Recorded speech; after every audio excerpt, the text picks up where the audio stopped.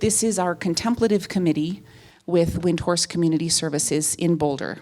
So they'll be leading this next 2.5 hour session on contemplative practices, and they will introduce themselves now. Thank you.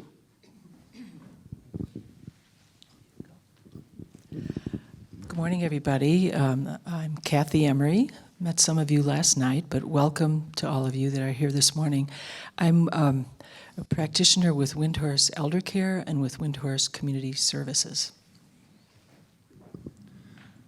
Hi, everybody. My name is Matt Allen, and I'm also at Windhorse Community Services here in Boulder.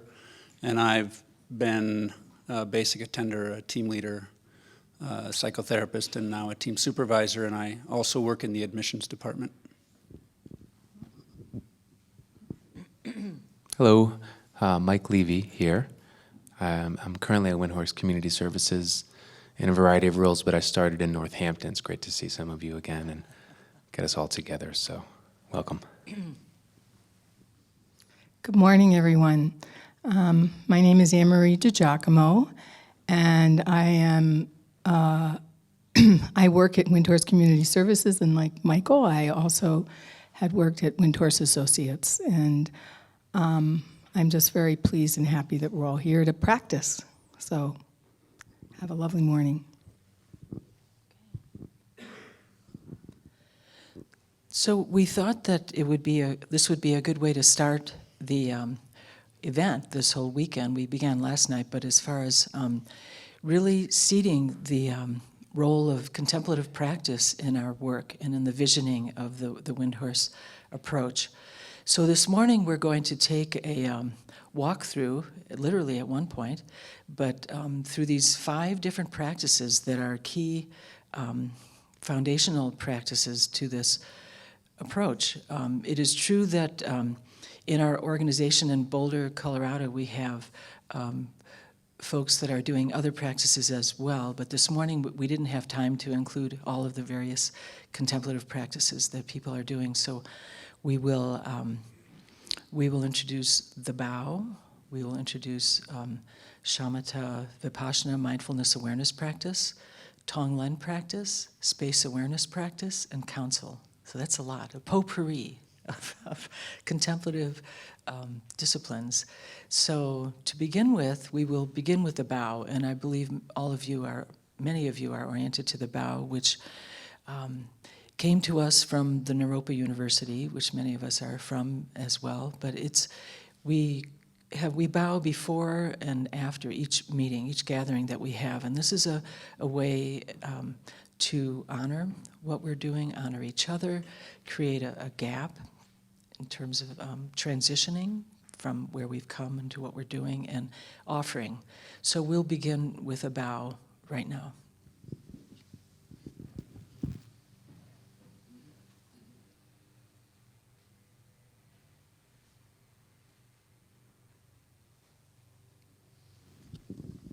Thank you.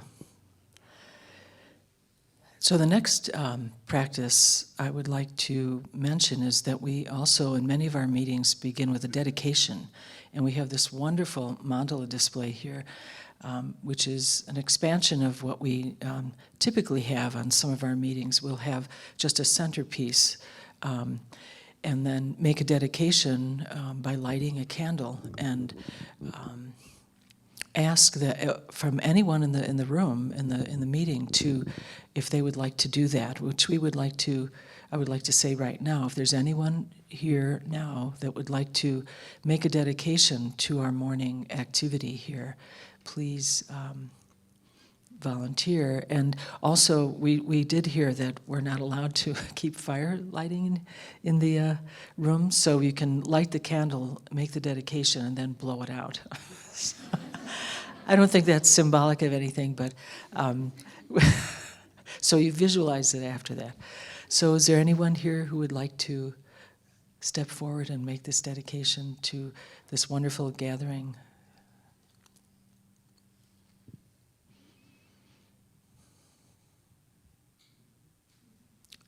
Yes.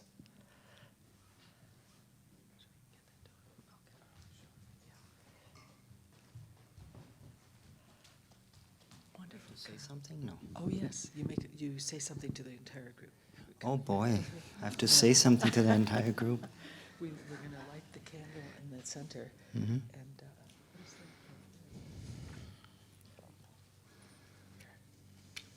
here you go.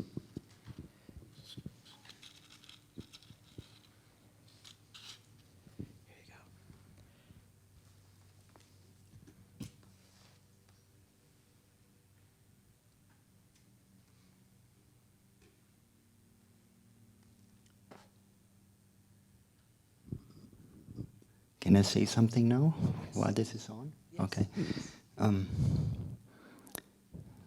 I think it's really special and amazing that all of you are here. I just had to travel from Broomfield to Boulder, but there's people here that came from Europe and they came from a long ways away. And congratulations. May this be a beautiful day for all of you. Thank you. Thank you, girl. That's great. Yeah. Okay.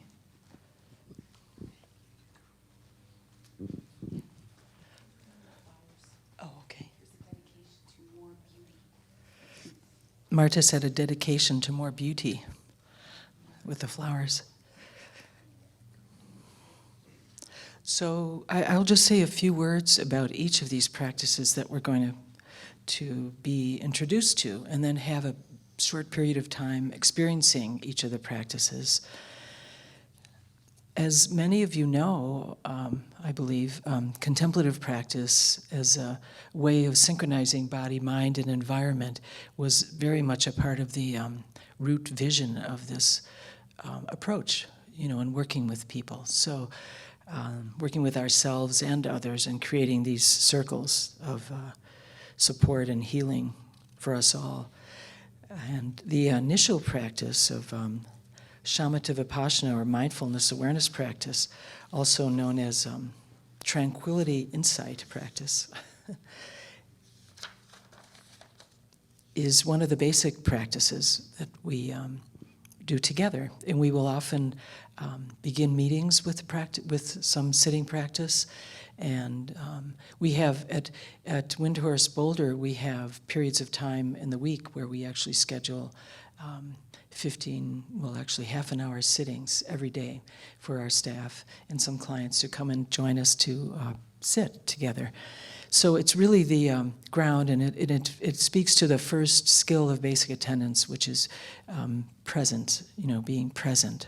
So however we work with ourselves to manifest, to tap into being present in moments. So we'll do some sitting practice this morning, and then I will introduce the practice, and Matt will time the time. And then Michael will introduce Tonglen practice, and then we'll have a period of Tonglen.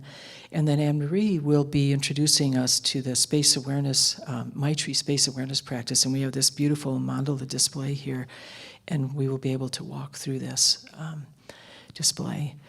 And then the final practice is council practice. And this is a council that Matt will teach us about the origins of it, and then we will end with this practice, which will afford us the time to speak, to share our experiences this morning, and he will give us the guidelines for that.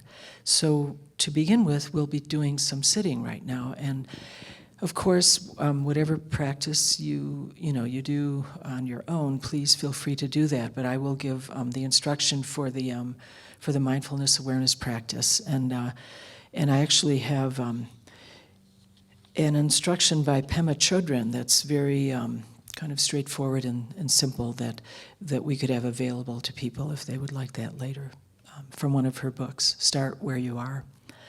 So this practice begins with posture. So if everyone would take a good seat, feel your seat on your cushion or your chair, and relaxed and yet upright. So that's the first point of this practice. And it's actually a very key point, and I won't belabor it now, but There are some instructions that say that you could imagine like a string attached to the top of your head that kind of just pulls you up just a slightly bit. But again, it's not meant to be a tense held, military posture. It's meant to be relaxed but upright. So this is posture. And then we bring our awareness to our breath.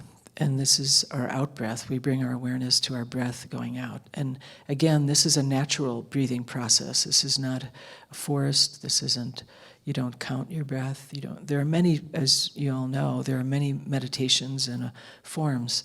And with this particular approach, this is what's called an openness or access meditation. So the eyes are open, and we place our awareness on our breath. And as the breath goes out, we dissolve. We dissolve with the breath in space around us.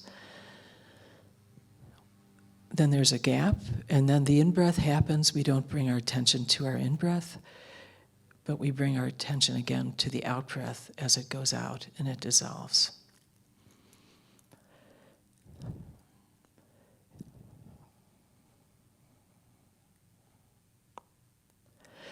And of course, then we notice, we can notice that thoughts are arising. And as these thoughts arise, we acknowledge them gently. Touch and go. We acknowledge a thought, come back to the breath. And here again, the intention is not to be military, not to attack your breaths like ducks in a shooting gallery, but to just acknowledge, let them go, and come back to the out-breath, and then dissolve with the out-breath. And if you find yourself in a daydream, which of course we do, when you notice, you come out of the daydream, just label thinking, and then return to the breath and dissolve out. So this is definitely a Maitri practice, loving kindness towards oneself, and only we individually are aware of what is too tight or too loose with any aspect of this practice. So we will now do a few minutes of this. Let's see. We can do maybe about 10 minutes of this.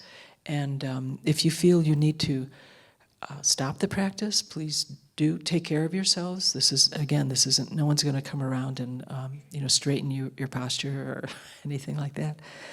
Oh, and a final thing I didn't mention this morning was if you need to take a break, a bio break, or just to get out and go in the fresh air. This morning is 2.5 hours, and there won't be a formal time for a break. So please feel free to go out and come back in. Thank you. So, we'll start. Can I ask you a question, Kathy? Sure. Just quickly. Just in terms of the timing, it's about 9:20. Can we sit for 20 minutes? Is that what we had on our schedule? No. Okay. No, we can only sit for about 10. Okay, we've got 10. Yeah. Great, thanks. Yeah.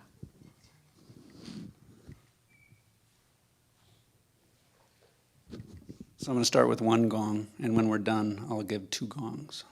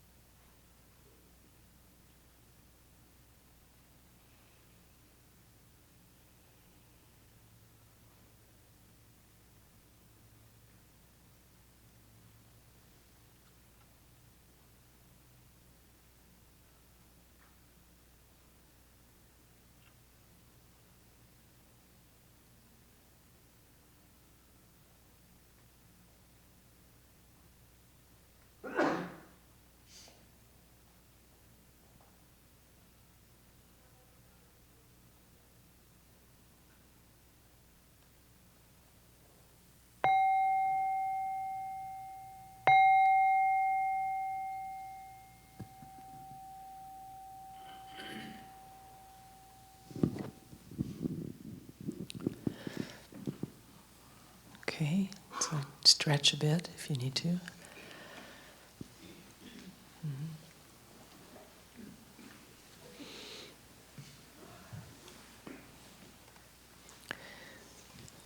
Thank you, Matt. So now Michael will lead us through a Tonglen practice.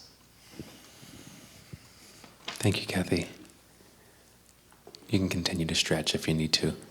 I'll speak a little bit about the practice itself and a little bit about how I've used it in the work here and consequently in my own life, as it turns out.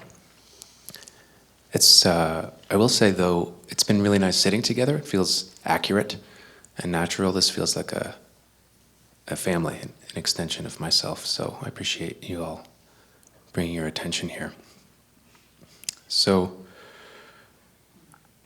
Tonglen, as I understand it, goes back a long way, and I don't know all the history, but I do know that we use it in this work, and it was formalized a long time ago by a teacher, Atisha, who created slogans, reminders that we can use, and the Tonglen practice has several slogans in that teaching that remind us how to do Tonglen, when to do Tonglen, a little bit of anchoring into how that process goes. So it's good that we're sitting first because it's important to have a familiarity and anchor in your seat and with your breath. And Tonglen practice will ride the breath, they'll say, or your in-breath and your out-breath becomes a reference point for how to offer. It's said sometimes exchanging oneself for other or giving and receiving. So Tonglen can be used formally in a practice session like this after a sitting. You can do some Tonglen, come back to sitting. It's a transition in your inner awareness from the breath and the environment to the visualization of this giving and receiving to a known other. So I'm going to give some instruction as we go through it about how you can expand the practice, maybe starting with yourself, the giving and receiving of your own tension, suffering, taking that in, constriction, general badness. I think don't get hung up on the details of your suffering, but just to know that there's openness there for receiving on the in-breath. And to offer back on the out-breath goodness, whatever that looks like for you, openness, receptivity, contentment, relaxation. And also to pay attention to the gaps. You let go. You take in constriction, hotness, suffering, then you let it go and you give out openness, receptivity, goodness, and you let that go.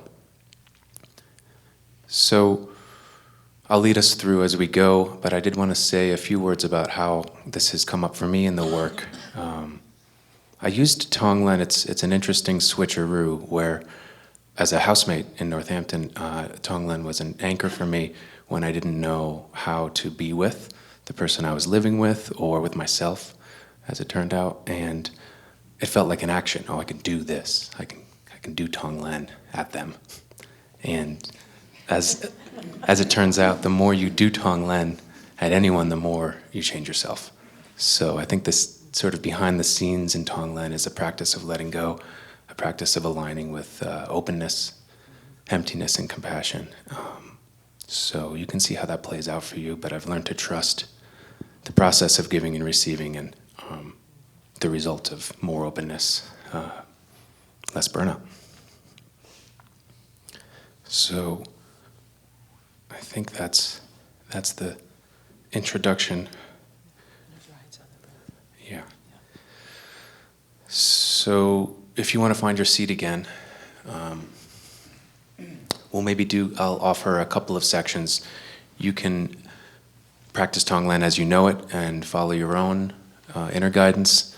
I'll also just give some reminders as we go, and we'll transition maybe from Tonglen for yourself, Tonglen to a known and heartfelt other. Traditionally, that's a mother or a parent, someone that you really want to give kindness and compassion and openness to, someone who you know deserves it and you want that. And then we'll open it up to all others and whatever that looks like for you. So I'll give a couple of prompts, maybe 4 minutes of each section. So finding your seat. Sure, should I gong us in and out?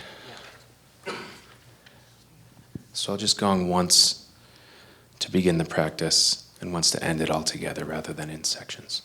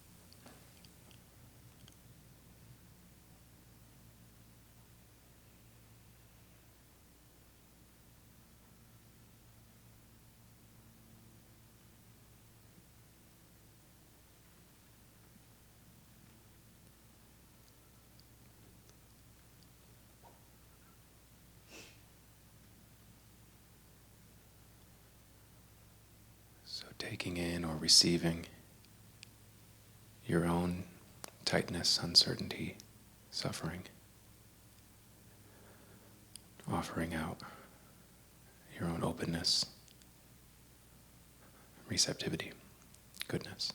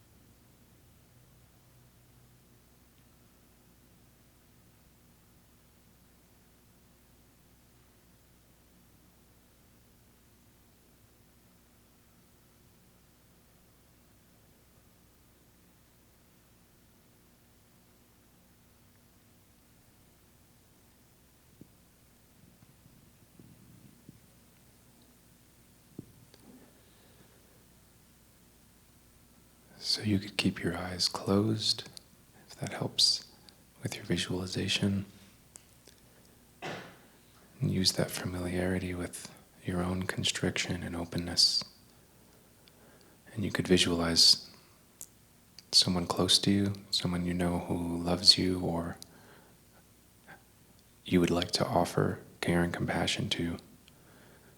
And riding the breath, you could receive or take in on the in-breath their constriction, their particular style of uncertainty, and offer back relief to them. Openness, goodness, following the breath, visualizing this other.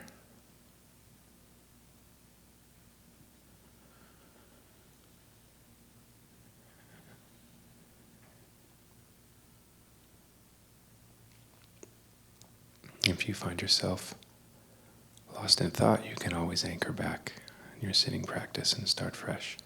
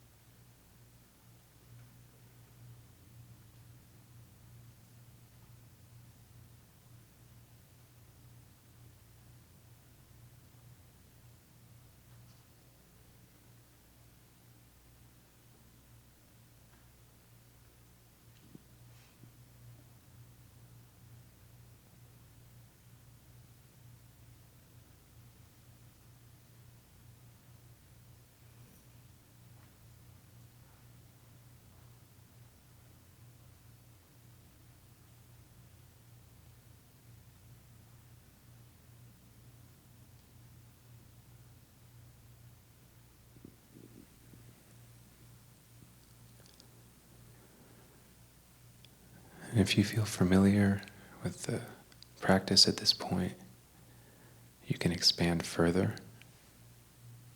You can include others, many others in your visualization. Maybe that's everyone in this room. Maybe that's everyone in this town. Maybe that's all others. And just take in or receive the quality of suffering you've become familiar with: constriction, thickness, avoidance. Let go, breathe out openness, light, ease.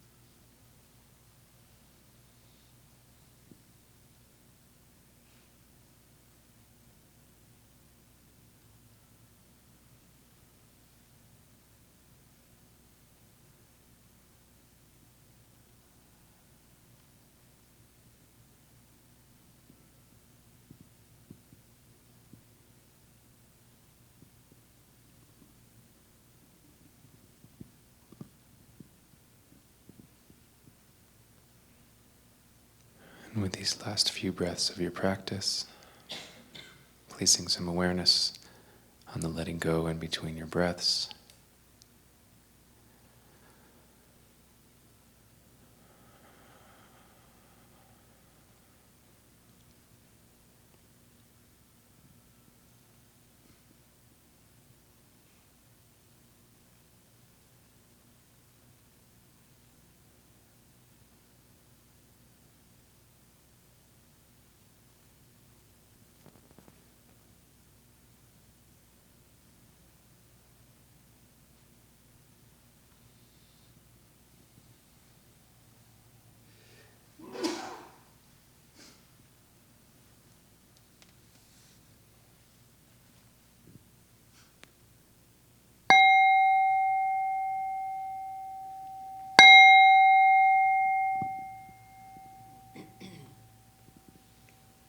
Thank you.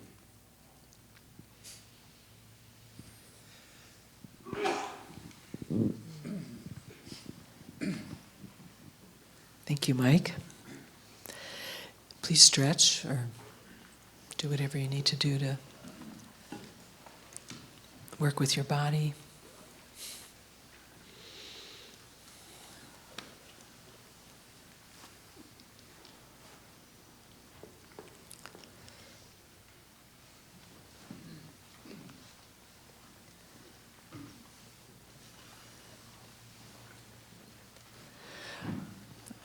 Okay, so the next practice we will explore together is the Maitri Space awareness practice, and Anne-Marie is going to lead us through this, teach us, and then lead us through this. Hello. I'm curious how many folks have done this practice. Oh, well, here we go.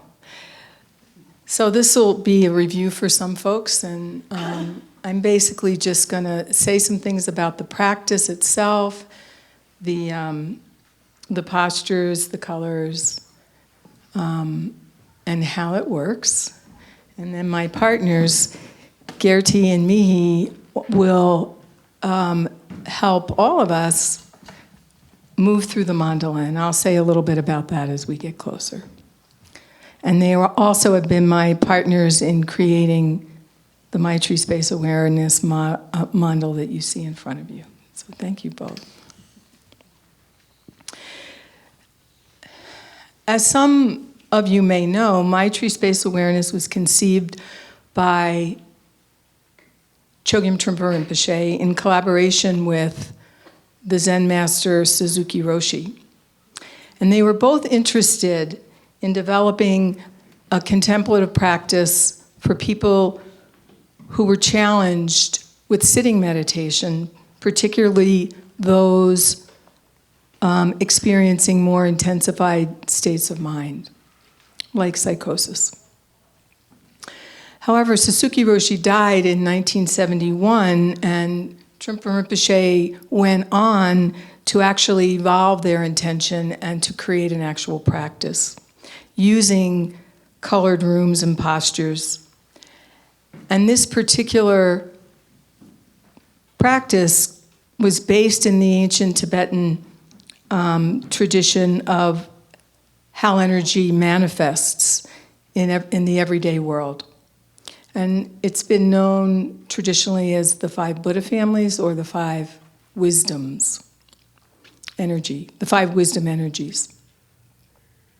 And as you can see, we have some energy in the middle of the room, along with all of us as we come together. So these 5 energies have specific names, and they're associated with the elements: water, fire, earth, and space, as well as the 4 directions. They also have particular qualities and can manifest from a place of confusion or constriction, as well as from a source of wisdom and intelligence. Essentially, they permeate all aspects of our lives. When the Buddha became enlightened, he realized that his environment radiated these qualities: the quality of clarity, which is the blue energy and known as Vajra; the quality of equanimity, which is the yellow energy known as equanimity. No. I'm getting confused. Vajra is the blue energy, yellow is the energy of equanimity. The red energy of discriminating awareness is known as Padma. The all-accomplishing action of the green energy is known as karma, and the sense of complete spaciousness is the white energy in the center, known as Buddha. So the word Maitri is a Sanskrit word, and it means loving kindness and unlimited friendliness, first towards ourselves and then others, and how we extend that out to others. And it's intended to invoke our inherent compassion and offers us the opportunity to be with our experience from a ground of non-aggression.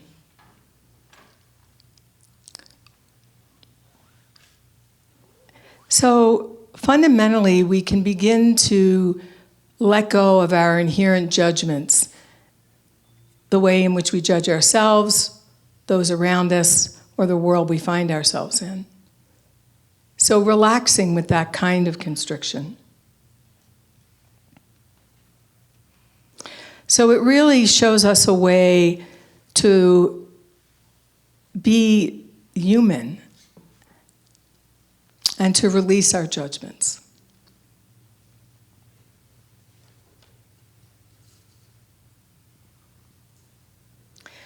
I mean, there's more that I can say from the point of view of allowing ourselves to rest in this notion of loving kindness and to cradle our experiences in that, no matter what they are. Whether aggression arises, whether a sense of too much activity coming our way and how to relate to that. There's all kinds of ways in which the energies arise. Certainly within ourselves and how we're triggered within the environments that we move through. But this notion of Maitri is that we also have this inherent kind of opening within ourselves, this compassionate urge. And ultimately, our compassionate urges are limitless. And over time, we come to see, as we keep releasing our constrictions and our judgments, that that actually is true. So the practice itself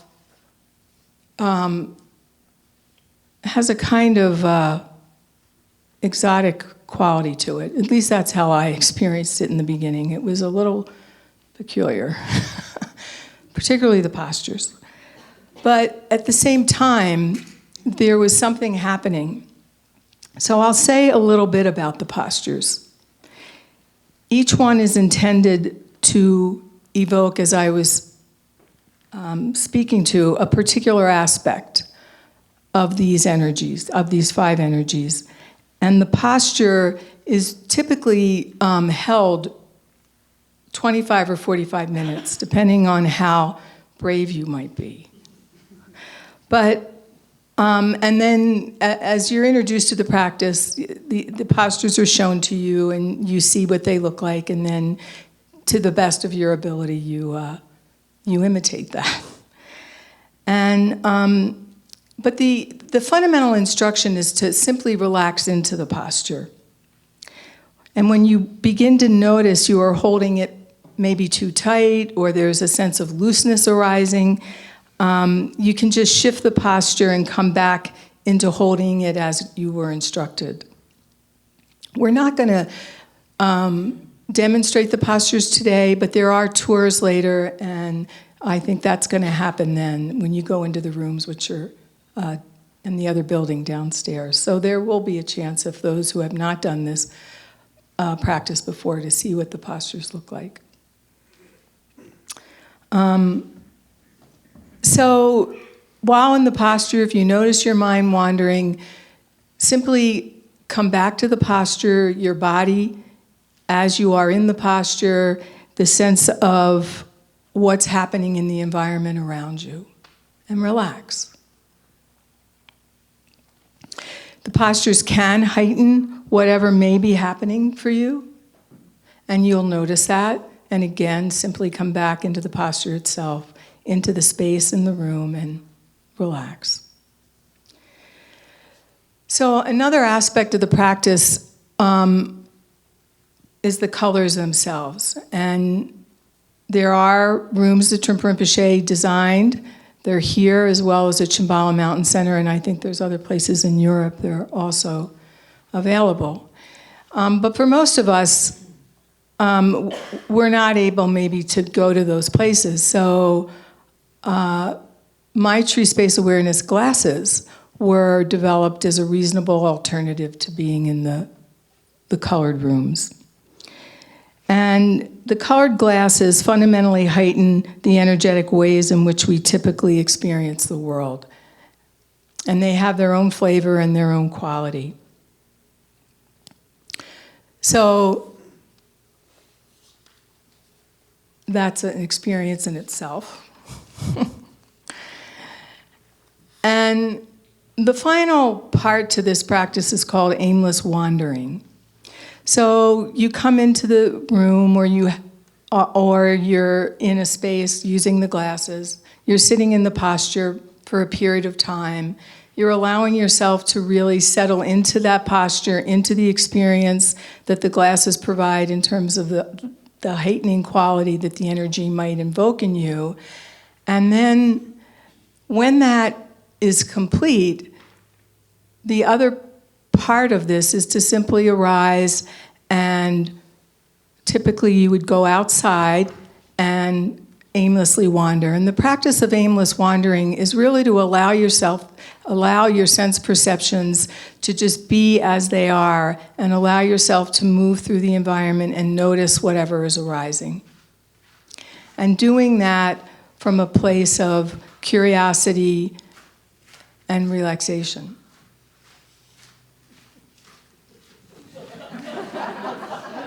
Oh my. What is that? Someone's on the roof. Yay. So, just in closing, Maitri Space awareness practice is contained within a sense of structure and purpose. It is waking up to our world and including everything within it. And I'd like to end with a quote from Trungpa Rinpoche. And he said this about Maitri Space awareness practice. We constantly come across members of every one of the 5 families, people who are partially or completely one of those families. We find such people all through life, and every one of them is a fertile person, a workable person, who would like to be related with directly and personally. By relating directly with all the different people we encounter, we are actually relating with different styles of enlightenment. And for me, those words of Trungpa Rinpoche really bring us to the heart of the practice, that we can be with ourselves fully and completely, no matter what's going on, dark sides and all. And then when we see others, we'll recognize them, and they'll hold our interest, and we'll be able to be with them in that same kind of open, compassionate way. So let's take this opportunity for us to start mingling with our minds, with each other, and do a glimpse of the experiential of what this practice can offer. So basically, the 3 of us are going to get up and we're going to move through the mandala just as a demonstration. And then we'll go in sections, and probably 6 people at a time, and we'll help guide that. And the instruction is to aimlessly wander through the mandala, allow yourself to stop at each of the families, and see what arises. See what occurs in terms of what's happening to you on a body level, on the level of relationship or communication, and what does your mind do, and how that's all mixing with the environment. And see what the nature of your sense perceptions are showing you as you move through the mandala. Okay, any questions about it? All right, here we go.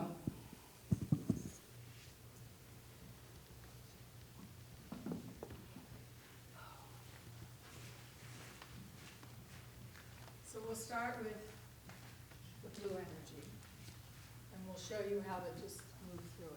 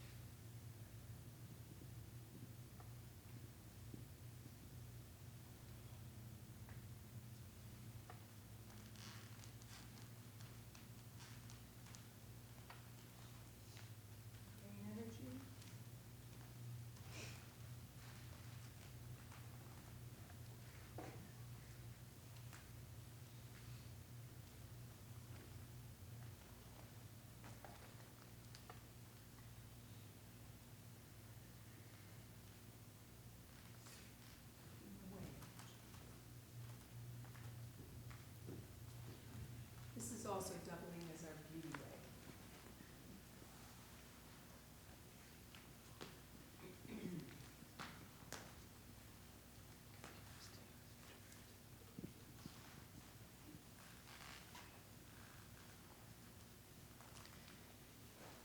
Okay. So maybe we can start right here. And the row up until Jeremy. And if you'd like to just move through the mandala. And you can all circle around and move through it as you want.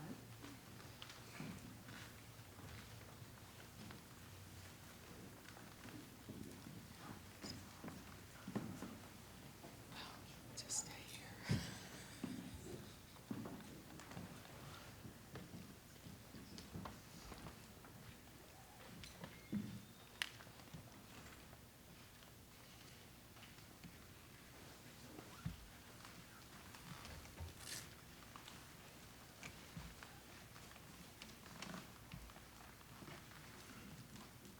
You can talk. You don't have to necessarily.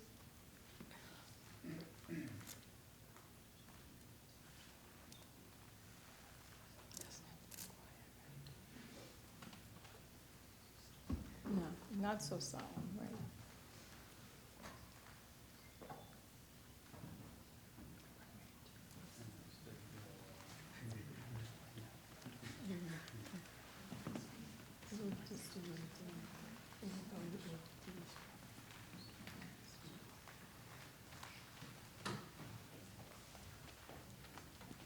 So Carl, and over to Daniel.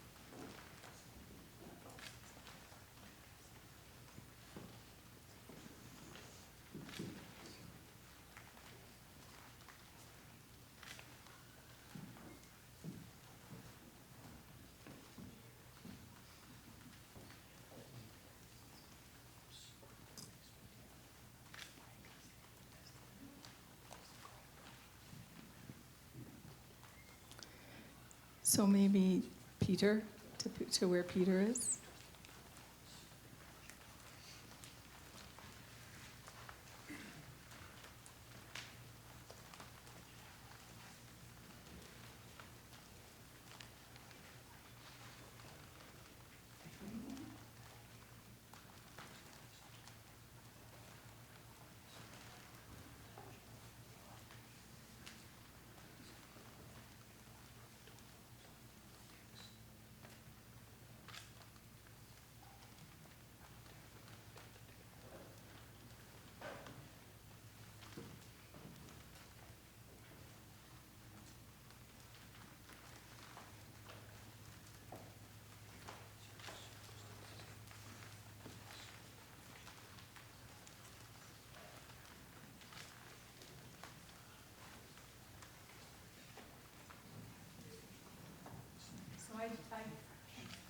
I do want to mention that this is the mind of the three of us.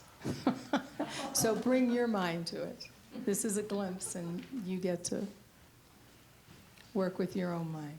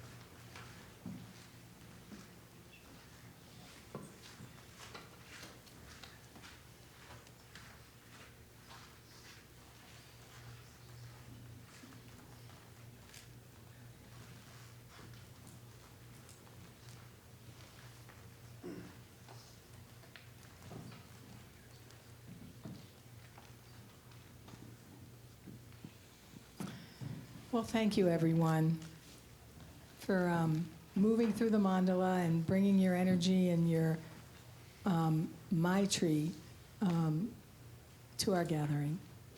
And now, Matt, wherever he might be, will lead us in a council practice. Hello, Matt. Where are you? Are you on the roof?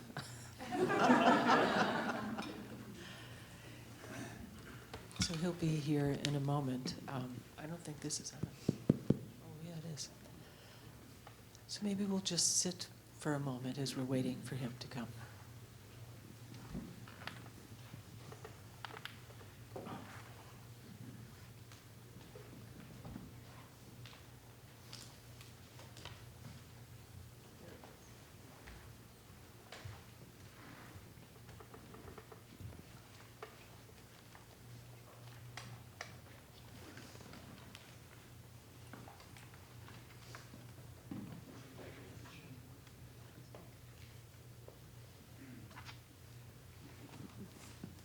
Hello again.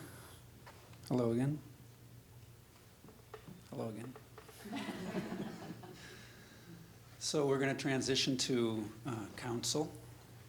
And I was going to ask a similar question to what Anne-Marie asked, is how many folks in this room have done council, are aware of council, have engaged in council? Yeah, so most of you. Great, so I'm not going to go too deeply into the history, etc., just a little bit. Also, just to say that normally we would have a beauty way that was specific to council, and we're going to be using this same beauty way. So when it comes to the talking piece, clearly there are a lot of them. Well, the intended talking piece is in where the Buddha family mandala is, and you'll see it. Sure. So Anne-Marie just said that, I'm going to take a look. In the middle of the Buddha mandala is the talking piece. This is what we're talking about.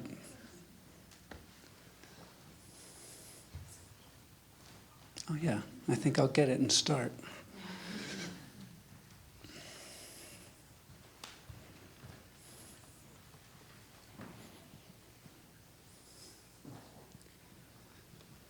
Okay, so again, most of you probably know this, but this practice is drawn from indigenous and contemplative wisdom traditions and was given to Windhorse in the mid-90s by Virginia Coyle and Marlo Hotchkiss.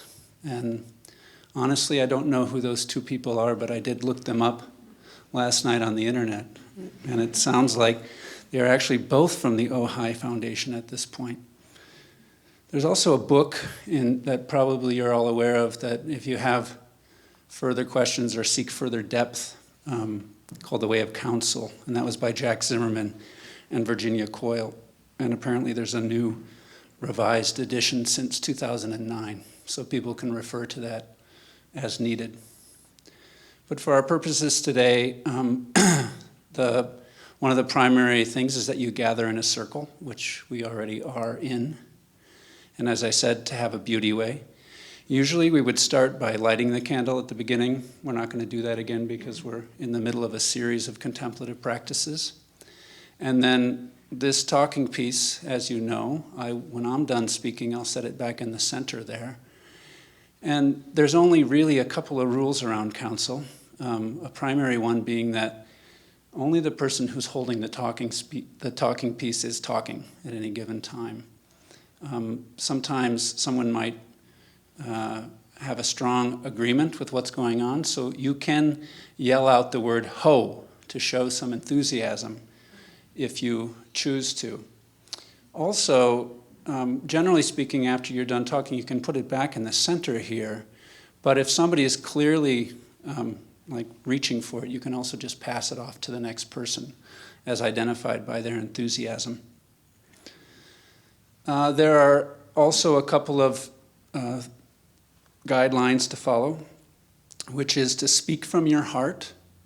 And I think on the surface that sounds pretty understandable. To listen from your heart, So both of those, in my mind, it means try not to be thinking so darn much, and to try to keep it centered in the body as opposed to jumping up into the mind over and over again. Also to be of lean expression. So this is another thing that seems to get lost or forgotten, particularly when we're in the middle of speaking. We might just keep going on, something like what I'm doing right now. So lean of expression is just to try to really pay attention to the fact that you're talking and sharing, and to try to keep it succinct and to its point. And then finally, the last one is to be spontaneous. I know personally this is the biggest challenge for me when it comes to counsel, to not be rehearsing something that I may want to say in response to what somebody else might have said, so that then I'll miss something that's just been said. So spontaneity is key. And as you find yourself going into your daydream about what you're going to say and how you're going to impress the people around you, you can just kind of come back again to the body and try to let it go and to really listen to what's being said. Sometimes we'll set a theme for a counsel. In this case, I believe it's just around all of these contemplative practices that we've been talking about this morning, in whatever realm that brings you to. We don't have to talk about them all specifically, but maybe how they relate to our work, etc. And that's the last thing I wanted to share, is just my own experience with counsel here at Windhorse, is that it's not just used in these larger ceremonial situations. We use them, I have used them in team meetings together with families when there was a really intensification happening. Obviously, we use them in quarterly or seasonally in our senior clinician group meeting. It's kind of a set time and place for that. We've been using it more frequently in our supervision group for the track 1 basic attenders, and also I would say with great response. And then just throughout in different situations as well, it seems that counsel can be used. Again, sometimes with just heat, when there's a lot of heat, it helps to settle things down. And then for me, seasonally, it just feels like a kind of a refreshing, open platform for people to be present together. So, I think without further ado, we can begin. And again, I'm holding on to this guy. I'm going to go place him in the center, and I'm going to open it up and with the microphone, I think I'm going to place it together with the microphone in the center there. So as you pick up one, you pick up both.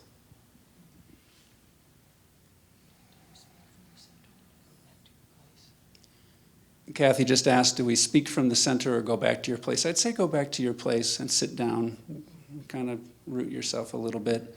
And then, as I said, if you want to come and start putting it back, probably somebody's going to flag you down, and you can hand it to them.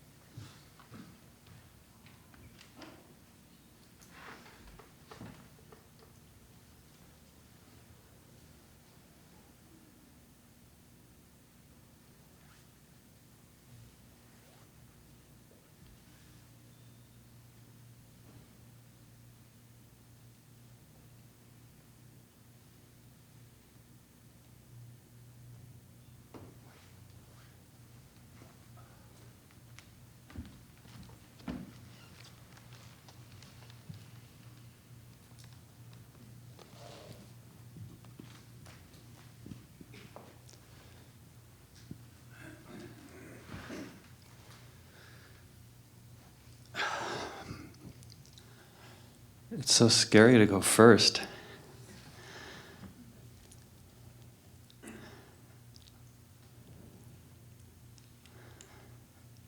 What a beautiful piece.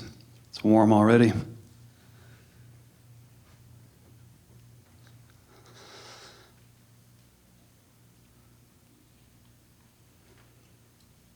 This is just really, really great to see everyone here, and my friends presenting, and everyone's voice is so calm and even. I'm so impressed. And everyone's so sane, so nice. I mean, the others fine too. But I'm just, I'm more than impressed. Whatever that is, whatever that, I'm maybe moved by my friends and colleagues, and that our new friends, or probably old friends for some, but new to me, have come from overseas and from the far ends of this country, and it's just wonderful to see everyone, and I just want to welcome everyone, and thank you.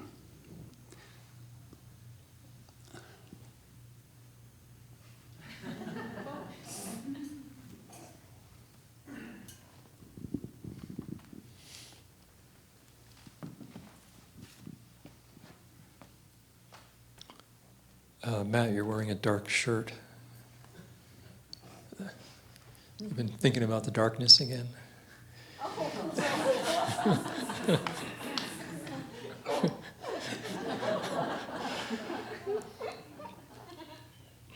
It's hard not to. So Gigi Coyle and Marla Hotchkiss, they were hired by the Windhorse Group in Northampton in the mid-90s. We were having a organizational crises, I suppose, right? Growth pains. And Connie knew them, Connie Packard. Her name came up last night, I think, a few times. And she knew them, and she suggested that we bring them in as consultants and have a weekend together and try to sort things out. They brought the council practice with them, which surprised us. And we had a wonderful weekend together with them. So they introduced us to the council practice, and we saw how it could help work through conflict. Work with conflict. I'm not sure if we got through it exactly. Work with it, make room for it. But also they introduced this idea of some of us becoming council carriers, so-called council carriers. And they regarded this as a rather important lineage, sort of, I don't know what they termed it, transmission-like thing. So some of us became council carriers, and which means taking responsibility for leading councils and teaching council to others, committing to it. So here in Boulder, we've done at least 2 trainings in council, leading councils, and empowering more council carriers. So I'm wondering, I have no idea how the other centers manage keeping the council practice alive, but it's interesting.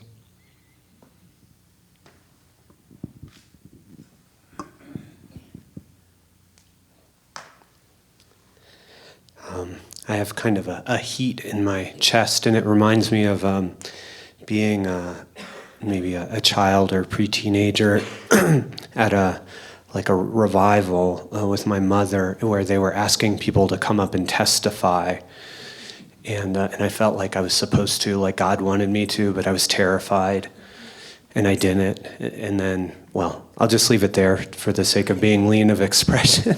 But I'm having this feeling in my chest. But I'm feeling called to speak to the current kind of living manifestation of council in Northampton, and it's something that we use regularly in a variety of ways, and that we periodically refresh by sending people to council trainings or inviting council trainers to come to us. And we had a 3-hour all-staff council just this past Wednesday, and one thing that's been really up for a number of our community members is questions about how the linkage between different groups, and particularly the indigenous groups, that maybe some of these aspects came from, and how that was brought into the Ojai Foundation, and how was it consensual?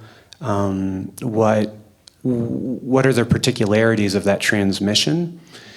And some people feeling discomfort with the kind of vagueness or our lack of knowledge about those details. And so that's something we're kind of exploring, while also acknowledging we've benefited tremendously from this practice. So it's complex, and I think what feels true to me in this moment, where there's still a lot of uncertainty around it, is that it feels like a really helpful time to at least acknowledge that many of us are living here, living in the legacy of living on stolen land, essentially. And that in addition to all the other ways we might refresh seasonally with counsel and have that kind of touching back into a sense of being together in a place of vulnerability and open heart, that it can also be a helpful time to remember that truth.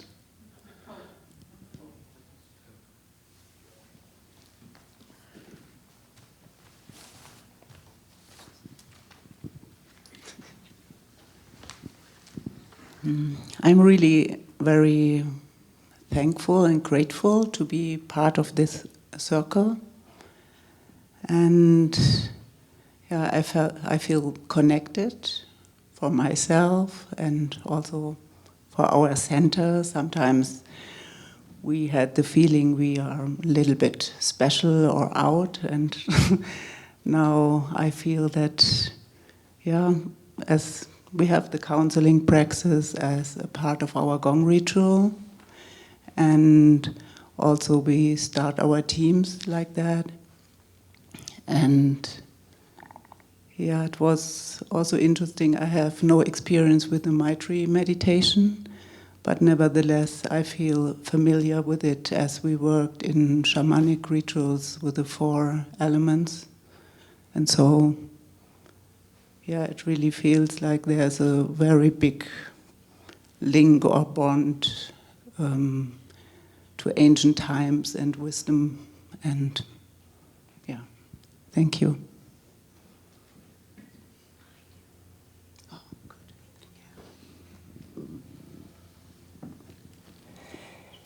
As I'm sitting here, something that comes to my mind is that I'm not calling this a conference anymore. I'm actually calling it a family reunion. And sometimes there's cousins you've never met, but you've heard about, seen their photographs. Some you've known for a long time, siblings that somehow moved to Portland, and we want him back. But I'm also thinking about language and these practices. I can't really put into words the depth of gratitude that I have for these practices that I learned here on this ground. This is a very sacred ground for many peoples, including us. And there's a way of moving from my own mind, what do I tell my mind is happening, and how do I constrict with that or not? And then moving out into counsel practice, how do I speak to my brothers and sisters in a way that they can hear and understand and open their mind and then reach out even farther?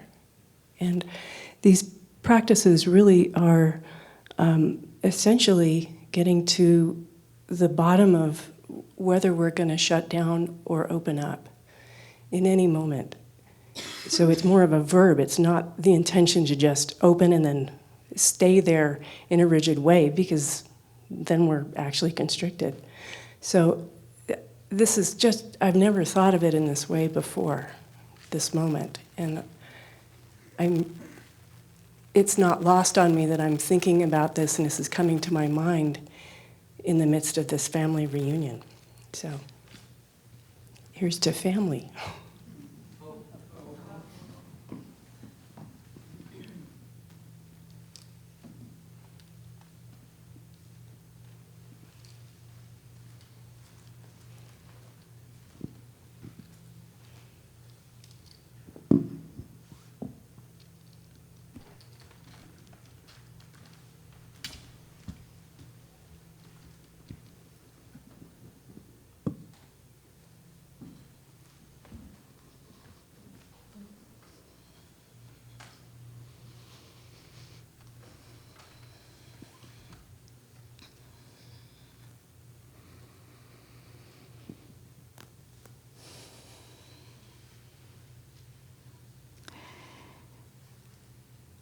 I hear my heartbeat in my ears. I firstly knew the council practice in Vienna, and I was the first time I've been there, and I've been very impressed. And so I propose it in the team meeting, and very deeply changed. I remember some meeting with colleagues, even in the service. People shout, fight, speaks one on the other.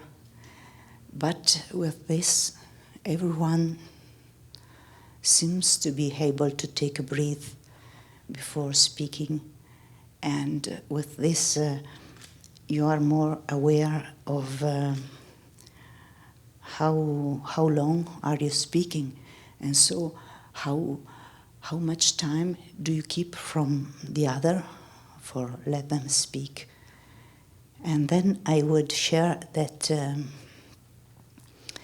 in last autumn we had a series of show, theater, and even someone beside you, 6, because it was the celebrating of 40 years of a law that in Italy from Franco Basaglia make psychiatric hospital closed.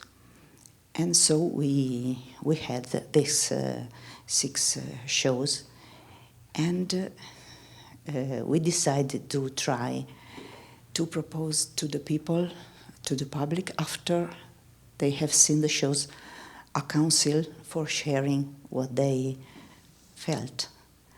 And we have some doubt, but it worked. It worked really, really nice. And wow. Thank you.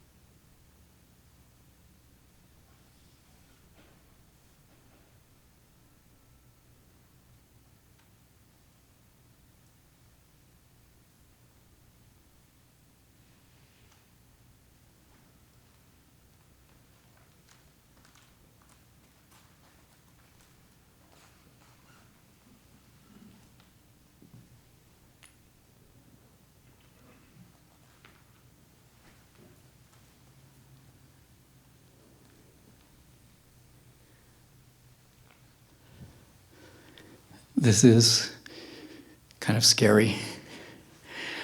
I've been very much aware of my body all morning, which is some kind of vibrational thing. I'm very moved to be here. I mean, I'm kind of shocked, actually. And echoing some of the things already been said, I feel such, I don't know, I feel real interconnection.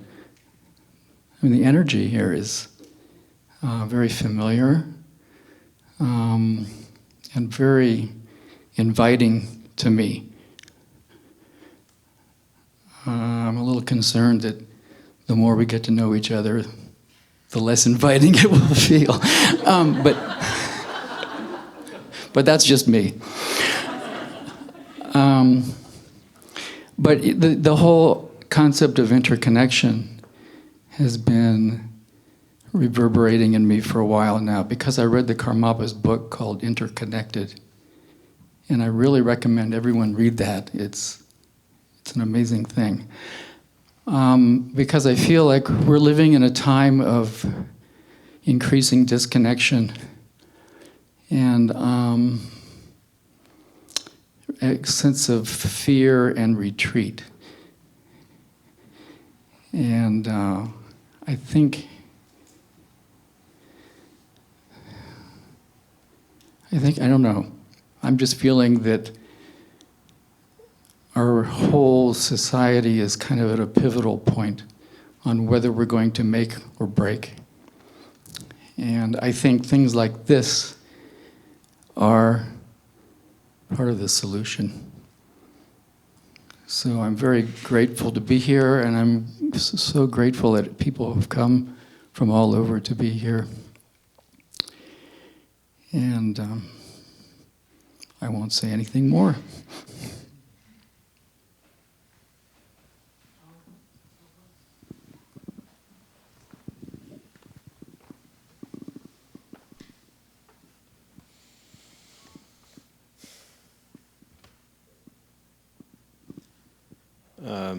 So I'm sitting here feeling or sort of recognizing the way that these contemplative practices work on me. I think sometimes I have a choice, like maybe I choose to step towards something or step away from something. And then there's those words from last night are echoing in my mind. What was it? Choiceless path. So like when I'm engaged, maybe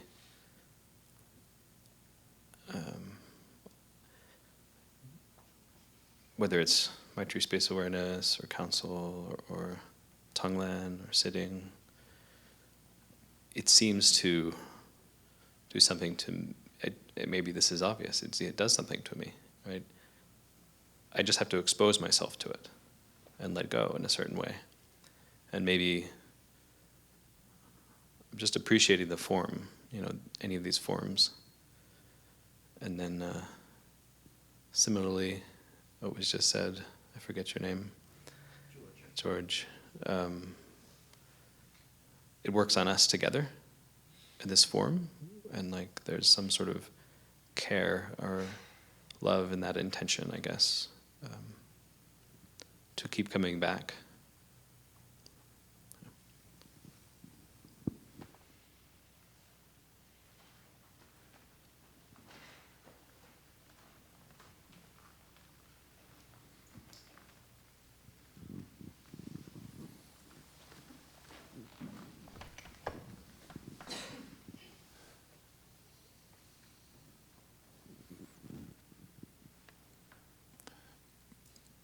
Part of what's coming up for me is we've gone through these practices this morning and have come to this, the Maitri Space awareness and the presentation of a mandala. And the completely radical diversity that's represented here in this practice. Everything invited, no confusion, sanity, everything. Nothing is excluded. And these are, and then we transition to counsel, which I know in spirit has that same intention, and it comes from a different set of roots, as I understand it. It's coming from more the Native American root structure, and it brings to mind for me, there's a number of us sitting here, and from the perspective of diversity, I found myself being really curious about other people's spiritual traditions and how that works into their work, their Windhorse work. Because it does come out of the contemplative Buddhist set of teachings, the working with environment in the way we are and the various views within that. But I'm curious if there are other people here with other spiritual traditions that they find are powerful in the way they work with environment and their own sense of goodness and compassion and working with each other. So I guess that's a question.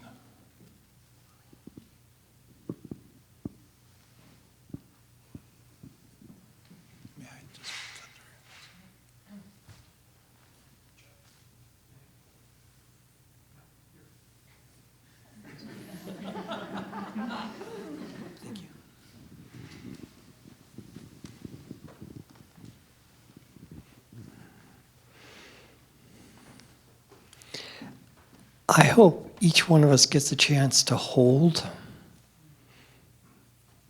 this timeless reminder of those who have come before, embedded with a sense of what may come both in the now and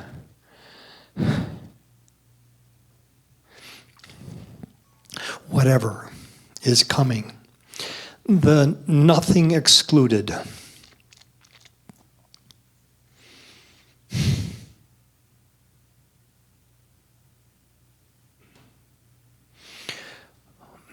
I came to Naropa in 1996 to join the Contemplative Psychotherapy Master's Program because I wanted to work with death and dying. And I'd had some experience of the Tibetan Book of the Dead in particular, as having a very powerful influence in my life and the way that I deal with mystery. And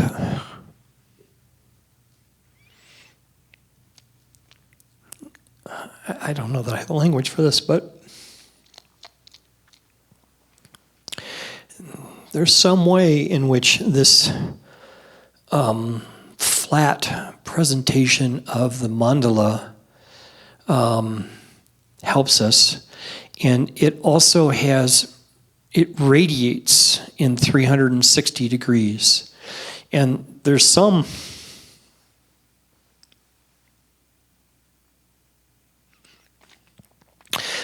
way in which Ed Lama Mingyur, Chogyam Trungpa, and so many of our ancestors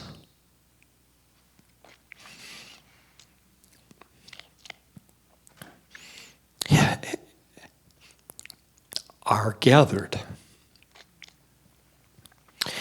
and smile.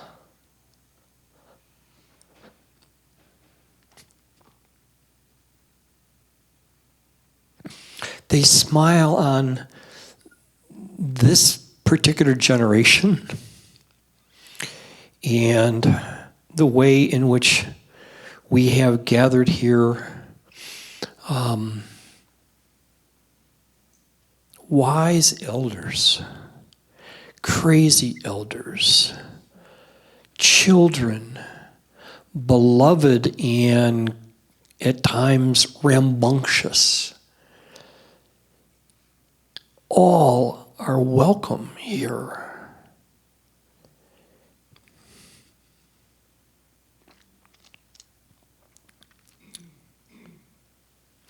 And it is amazing to me that one of the resonant themes is recovering sanity. And this morning, we got a chance to refresh or learn anew any number of enormously skillful means for attending to our constrictions, our neuroses, our astonishing ability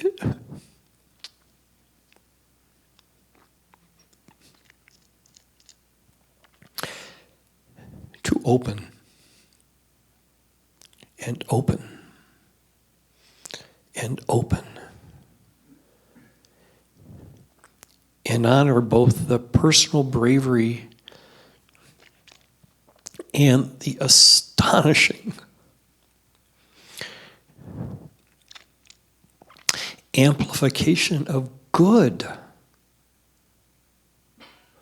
that is gathered. And I think simply I want to appreciate and say thank you to all of the ancestors, to all of those who have made this land sacred long before Europeans came, and to give thanks for those who will come both in the now and in the future. Some carrying on the baton in this relay process that we have of sharing basic goodness to the families, to the clients, to colleagues, and the many traditions that are woven. Great are the blessings.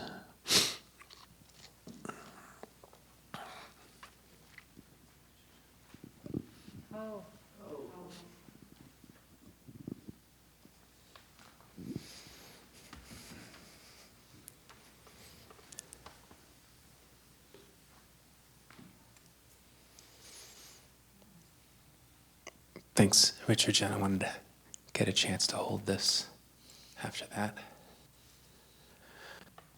And I just wanted to, I've had enough time to speak here, and I want to invite more voices, but I'm feeling in the moment, I'm hearing recovering sanity, I'm hearing family resonating, being reminded of sanity, being reminded of my own neurosis as I sit in council with my Northampton self. You go see family or your high school reunion and you become that kind of part of yourself.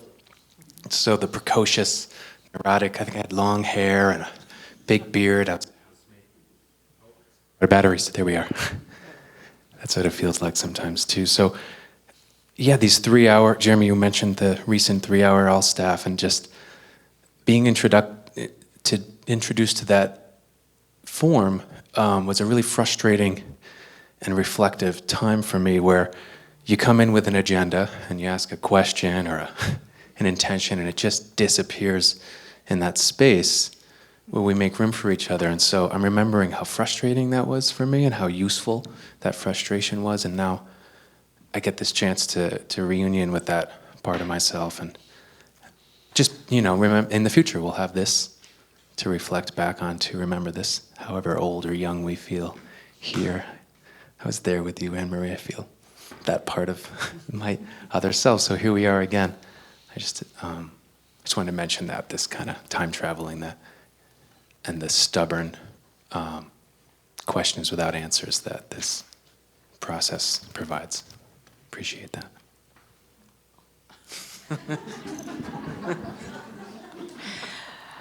I don't. All I really want to suggest is that I liked what you said, Richard John, about holding this, and I thought maybe before we end council, we could actually go around the room and everyone can hold the talking piece.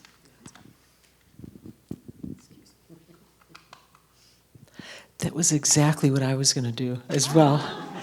When you wanted to be the next person, just to hold this, that's exactly what I was feeling and thinking as well. So, but also just to say, just a quick phrase about a teaching that names confusion dawns as wisdom, and so this, that's all I want to say.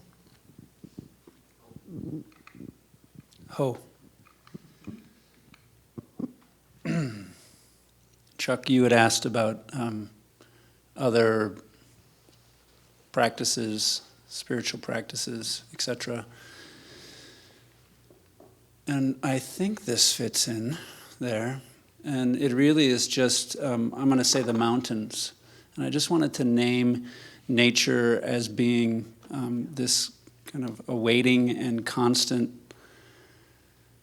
creature that we can step into at any time. And that my experience there,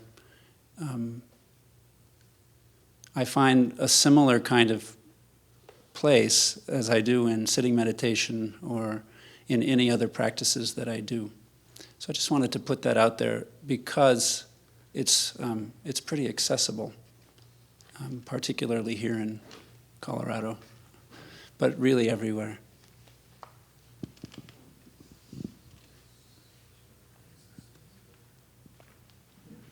We're going to pass it around now.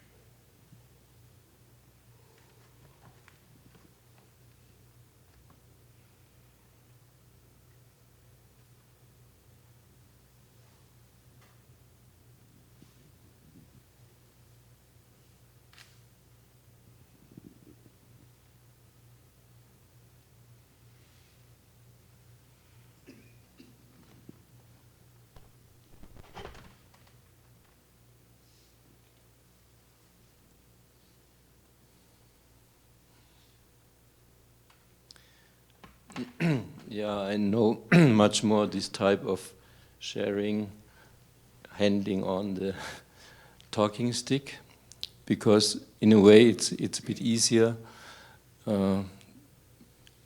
instead of going out and speaking. Interestingly, I have also difficulties to speak in front of many people. But sitting here in this black box, I'm really curious how the sounds will melt us in a different way and reach us in a different way, what we intend to do tomorrow and on Sunday.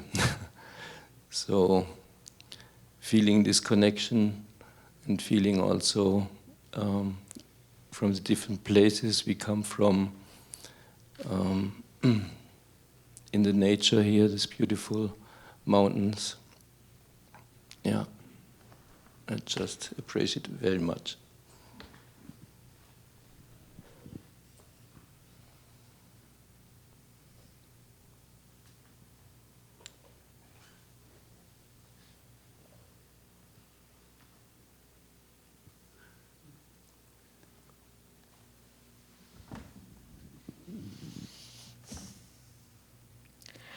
I have not so many American words, but there's one. I feel this love inside here from all the people here. Thank you.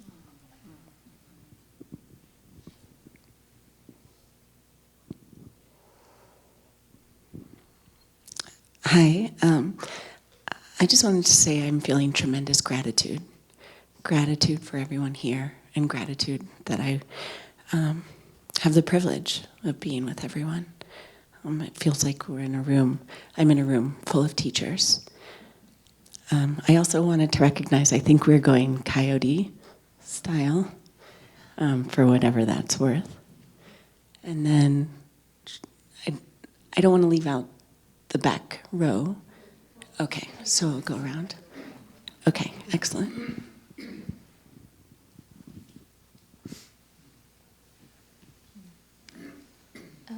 I did want to say one thing that I love about council for me is it feels like a coming home every time. And I did want to just say I've been thinking a lot about a team that I'm on during this whole process. And we recently did a seasonal review with the parents' council style. And just grateful for that and explaining to them the different, like, what is council? And they had a really hard time getting it. They kept thinking about it as like an assessment tool. Like, okay, it's an assessment, how we doing, of the client. And I'm grateful for a council style because I think it really diffused like the identified patient model that we're so accustomed to. And it brought out so much vulnerability that I don't think would have existed otherwise. So I'm like holding that team in my heart and just like how beautiful that seasonal review was and thinking about that in this moment.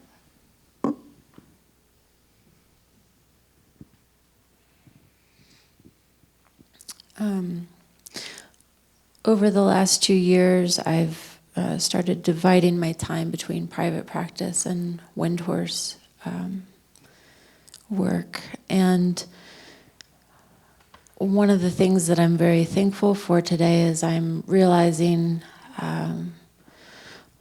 what I have built into my body from so many years of practice and so many years of work in this approach that I can bring to my private practice clients.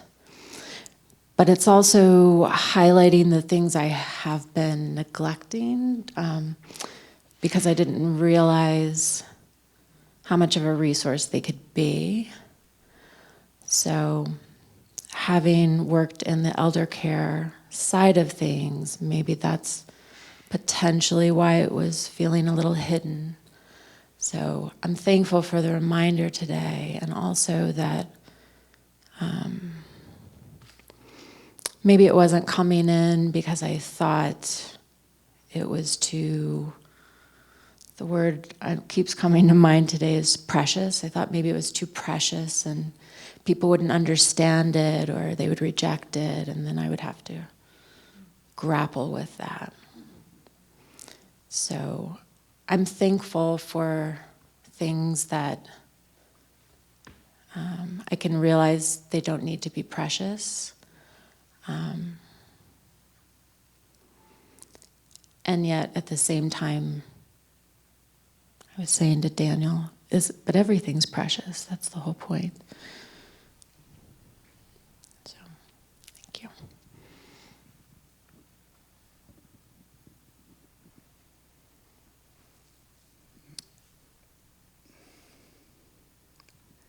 I just wanted to, again, bring attention to these 5 beautiful pieces of art in the center of the room and thank the creators of those. It's just incredibly visually striking and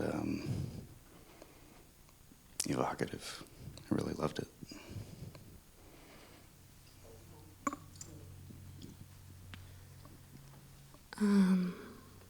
I was thinking about the first time that I was introduced to the idea of council, and it was very different. But it was also rooted in Native American tradition and from the wilderness therapy program, I think. But it was more of a meditation, and the idea of rooting down to nature and to your soul and calling in your council, which was everyone from the past, present, future, connected, non-connected, and nature, and calling in this visualization of support and community, and knowing that you're never alone in those moments of hardship or waves that you're passing through, and knowing that that's a practice that you can always return to. So yeah, it's a different idea of council, but it's really neat for me to see this and also see all these people that are maybe joining each other's council for the future. So yeah, thank you.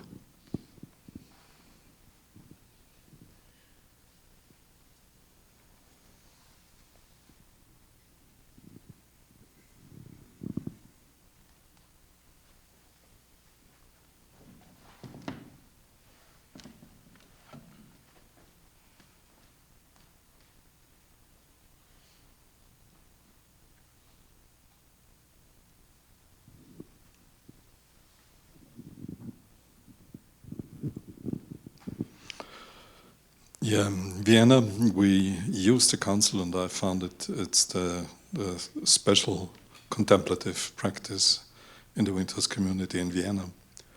And sometimes colleagues laugh about it because it uses language and it uses the reception of others and who can respond to it. That's one thing. And the other one is coming from the airport, seeing these wonderful pictures of Native Americans, but I'm still looking for them now.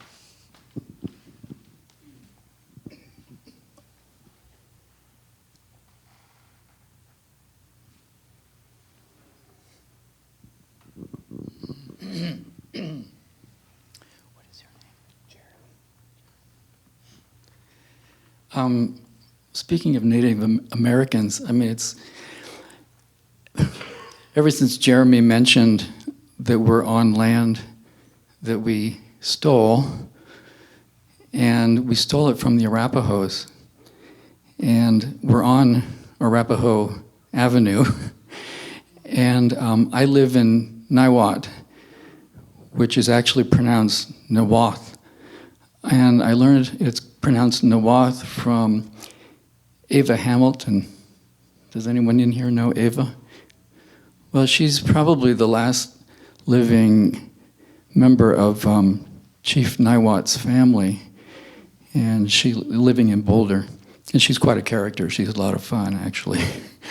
But I've just been thinking about that connection, that we are on Arapaho land, who may have stolen it from someone else. Who knows? The Apaches, maybe. But I don't know. I just I'm feeling like the sacredness of things right now. I feel like the dralas are kind of descending a bit.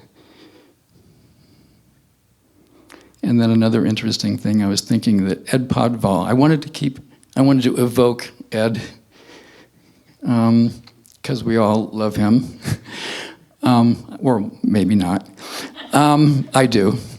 And I just think it's very interesting that he had us read Freud's interpretation of dreams. And now we have, in Vienna,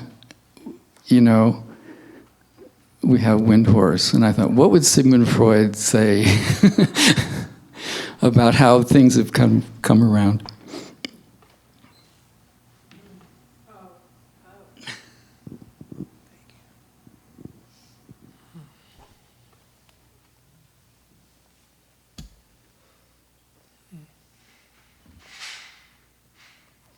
Yeah, I look around and I'm amazed at the many ways that nature has expressed herself through us. We do have to go out into nature, but we are also nature.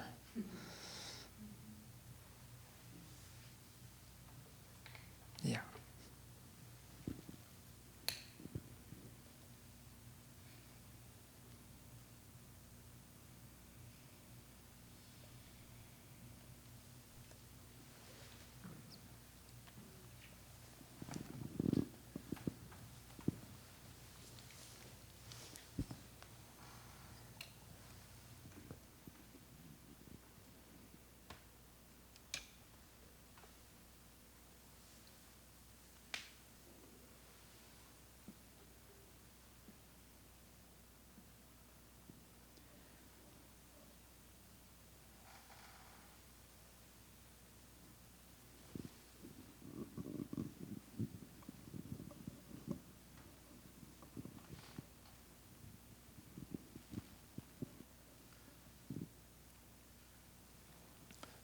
Mary, since you're kind of a sister to me, I'm going to take the risk here and ask you to say something.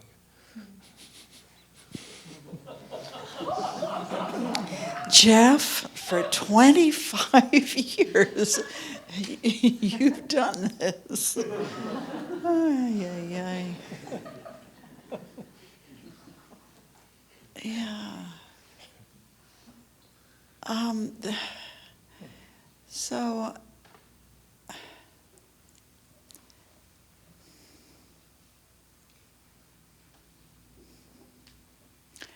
okay. I don't think I have to say much. It's all been pretty abstract in my mind, the sort of reality of coming to Naropa in 1975 and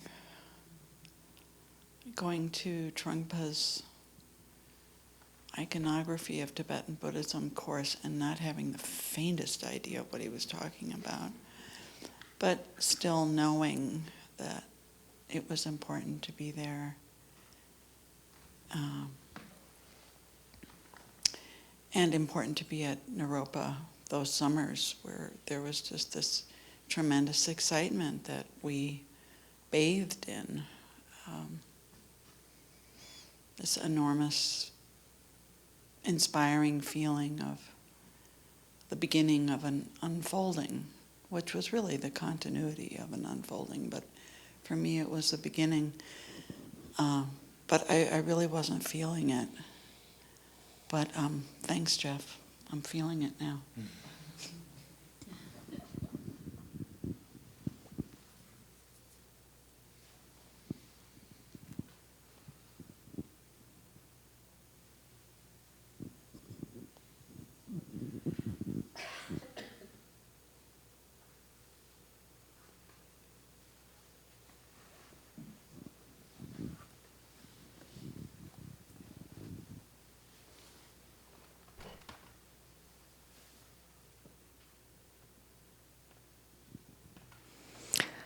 Hot mic, hot stone.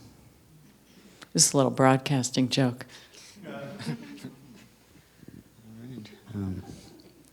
So I had a lot of planning to do now that everybody talked in front of me, so I could think about. I read Joachim Trumper's book probably about 30 years ago or more. I was still in Austria at that time. I decided to be a dancer for most of my life, and then all of a sudden I ended up here in the acting program. And then I saw a little poster outside my studio with Windhorse Elderly Care, and somehow I end up here. And remember meeting, what came to my mind was I was on an airplane and somebody sitting next to me, and he asked me so what I do, and said, well, I'm a dancer. And I said, well, it's pretty useless for society to be a dancer.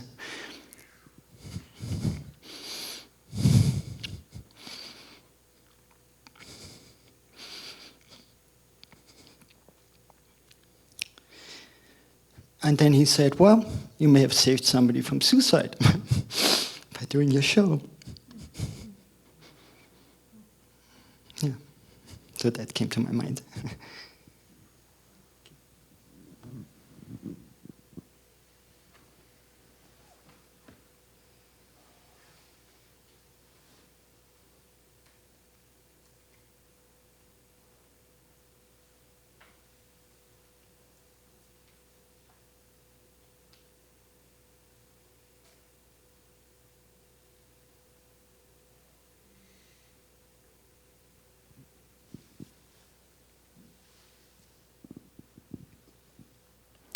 Thank you, everyone. I'm grateful to be here.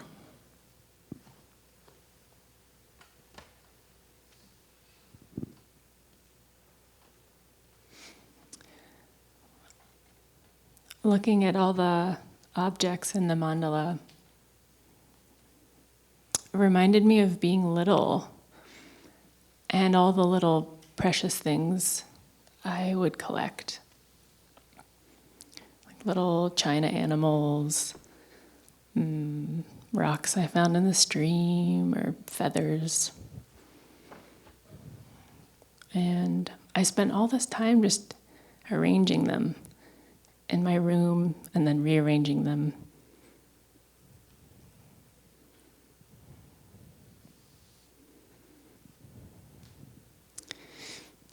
And as you were all speaking,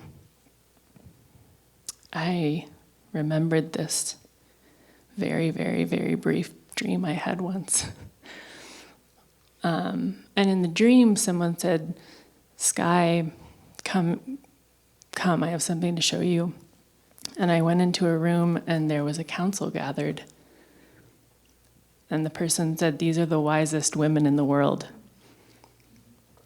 And then as a group, they said one thing to me, which was, nothing is ever lost. Which of course feels really connected to this beautiful image of everything being invited. So thank you for that.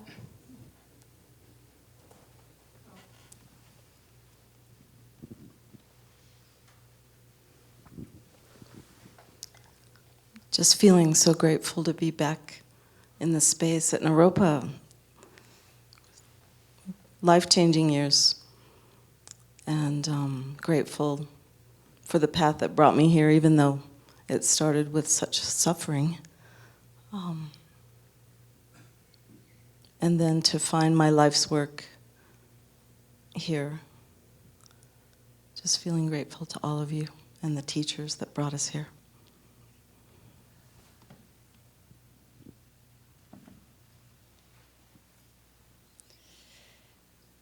Whew. I've been sitting here debating, am I going to pass it on or am I going to say something? Chuck, when you asked the question, does anybody have any other traditions? I actually was thinking of a way to crawl under my chair. Because I'm actually, my tradition is the Christian contemplative tradition, which I hold very sacred, and it informs me every second of every day. But the reason I wanted to crawl under my chair, and I just feel this depth of sadness coming up, is because it represents the domination system, and it represents misogyny, and it represents so much terrible in the world. And yet, as I was thinking about that, I had this wonderful almost song coming up in me, because where I get my senses and where I get my information is from the ancestors and the people that followed this tradition long before it became a way to dominate. Oh, it may have been a way to dominate for a long time, but there are a few people in there. But the words of Julian of Norwich come to me, and it's this wonderful kind of mystical thing, and it's all shall be well, and all shall be well, and all manner of things shall be well. And as I've been wanting to crawl under my chair, that's also been interwoven with the feeling. So, and I'm very grateful to be here.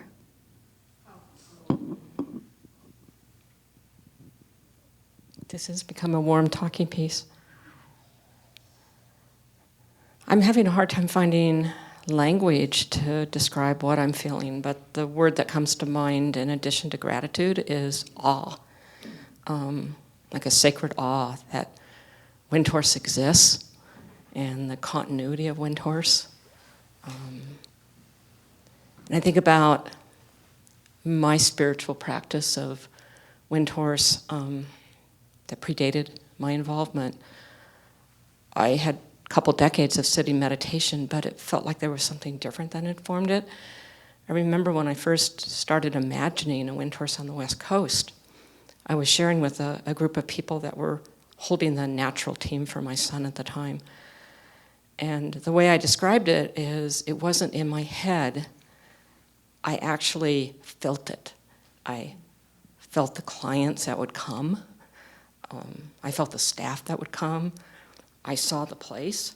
And it wasn't for another 8 years that manifested, but I actually felt it. And I remember saying to them, I feel like it already exists, and I just need to find a way to step into that dimension. I think that's a spiritual practice.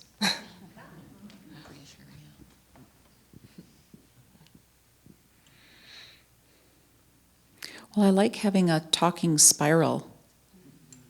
A stick is good. Sometimes you need a stick, and a spiral's really good too. I've been sitting here, my mind has been sort of blank a lot, and I should have talked then when it was blank, because I've been planning since then. But we've been planning and planning and planning this gathering, and I am so happy that we're finally here and we can just, I feel like there's a sort of a free fall quality right now, like this stillness and quiet, and there's not really much more to do but just be here. And it's been lovely. And starting last night, I felt so relaxed, and everyone was arriving and everyone was eating food and talking and starting to lead things and share things, and it's so nice to just let my mind be blank and not have to plan. So I'm so happy to just be here with everyone and work together. As we were setting up, it was like we were this hive of bees, and I had this feeling of so many people coming together to make this happen, and working and laughing and smiling and helping each other and saying, what can I do? And so I appreciate that so much. I think that's a spiritual practice of just giving oneself to a collaboration like this and coming together in whatever way is needed. And I also so appreciate this extended beauty way, and I also arranged things when I was a child, and I think when we're kids we don't realize that we're doing something sacred, and we're bringing in images and beings and things from nature and things that move something inside of us, and then we arrange them in different ways and then reflect on them. So we start that practice early.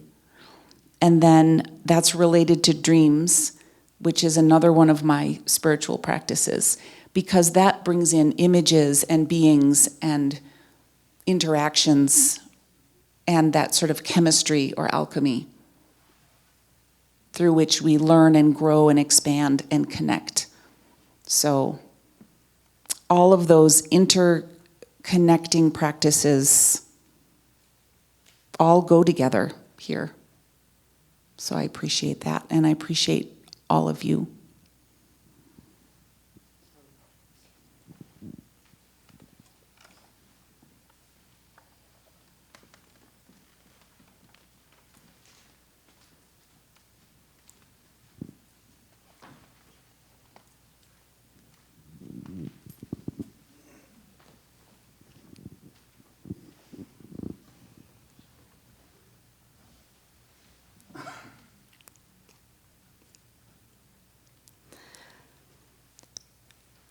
I'm just noticing the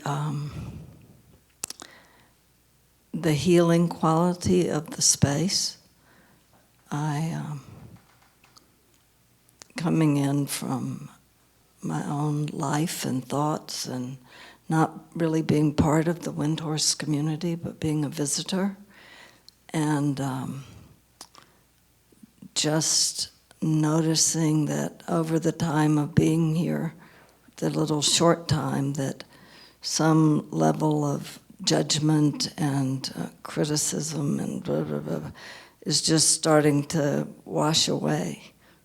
So I really appreciate that you all do that for the people that you work with.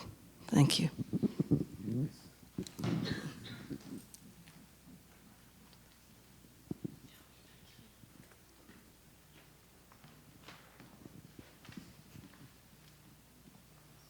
Well, I too want to say thank you for all of you and for the chance to be here and meet you. And I wanted to also just mention that what I'm noticing is the nexus between lineage and creativity, which is so beautifully captured here and creates a kind of heat. It's very much alive in my life, and I can feel it in all of you. And that's where good things come from. And I'm also thinking too of all of your clients who benefit so much from what you're doing, which is wonderful.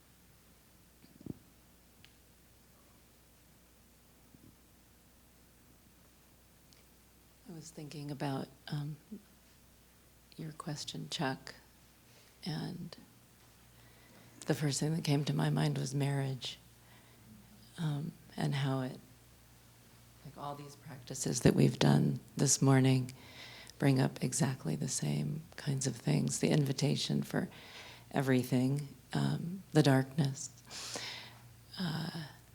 the opening and the constant opening and closing and the choice of that. And really, all my relationships do that, but especially marriage.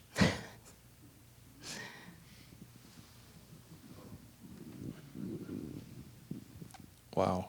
Yeah. Michael, Stephanie? I know that's your names. Yeah. Let me see if I can get through here.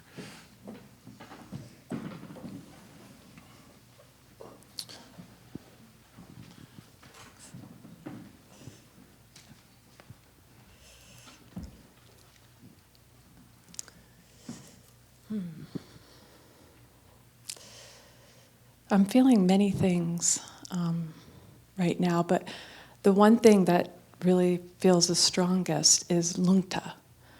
And I just, being here with all of you in this way, it just feels like there's so much lungta, a tremendous amount of lungta. And I feel so grateful to be part of that, so grateful to be able to work with this approach, and to have these practices to rely on over and over again. I just feel a tremendous appreciation and gratitude. So thank you all for being here, and let's continue to raise our lungta together.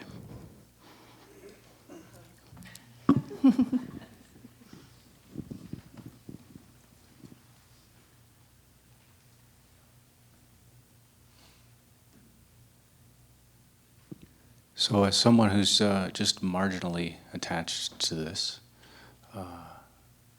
through my wife Stephanie, and then through some friends who have also been part of this for a long time,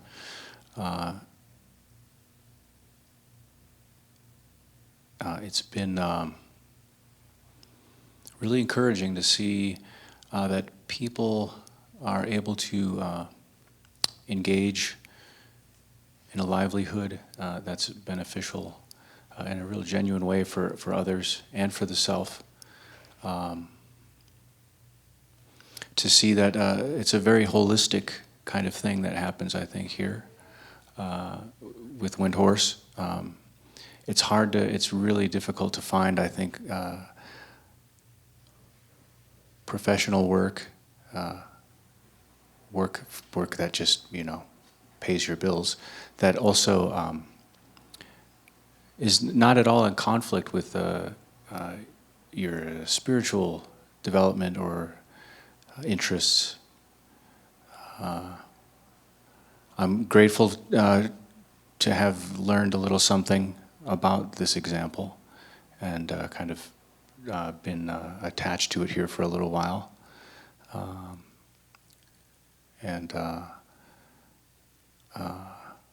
I appreciate the way that all of you have come into this is impressive. It's difficult. It's not something that our world encourages, and it's something that everybody has had to make the choice over and over again to step into, and that takes a lot of courage. And I think also this word lungta is really important.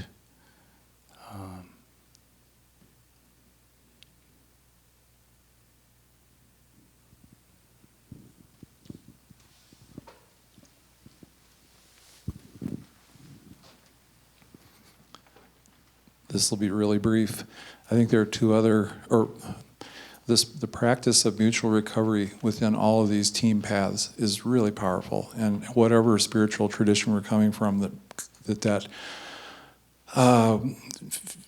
feeds on working. And just briefly again, last night when it was asked about where one sees this maybe going, and Windhorse going growth places for Windhorse, I think this way. This is my spiritual roots are on the floor here, so to speak, and we've been talking about them. But there are the common ground of whether it's Christianity or Islam or Judaism or whatever a person is practicing, that can come right to a common ground in these teams. And I think most of the people in our culture are practicing from those other traditions, or maybe not a religion, but how to create common ground within this kind of practice we're doing here.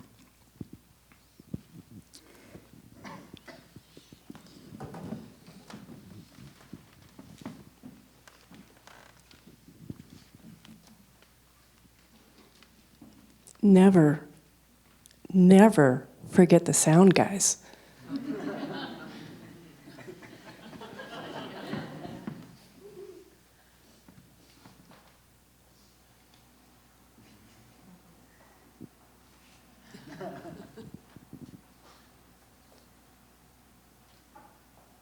I'm new to Naropa, I'm new to Colorado, and this is a very awesome way to start my experience here, so thank you for sharing.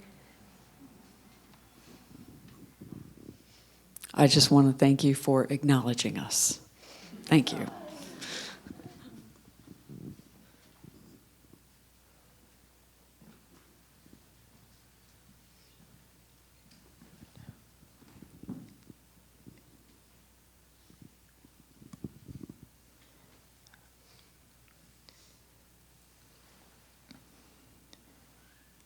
I'm grateful to be here, and just was who knows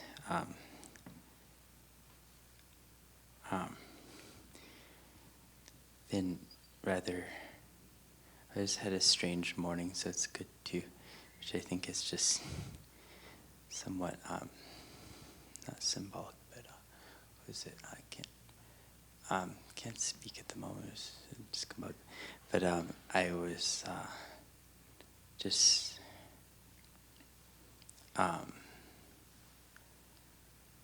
yeah, it was just it's lovely to be here and just feel the I don't know, and all that it was just the presence of everyone and all and everything within and without. That it's just so I think.